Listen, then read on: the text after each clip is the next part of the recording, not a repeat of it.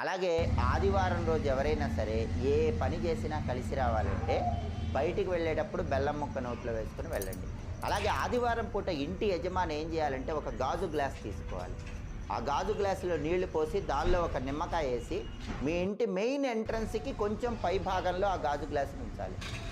అప్పుడు ఇంటి యజమాని చెప్పినట్టు ఇంట్లో వాళ్ళందరూ వింటారు. కుటుంబ సభ్యుల మధ్య అనుకూలత పెరుగుతుంది. కుటుంబ సభ్యుల మధ్య విభేదాభిప్రాయాలన్నీ తగ్గిపోతాయి. అలాగే ఆదివారం రోజు స్నానం చేసేటప్పుడు కూడా చిటికెడు కుంకుమ పువ్వు నీళ్ళల్లో కలుపుకొని 5 నిమిషాల తర్వాత స్నానం చేయండి. ఎర్రటి పుష్పాలు కొన్ని నీళ్ళల్లో కలుపుకొని 5 నిమిషాల తర్వాత స్నానం చేయండి.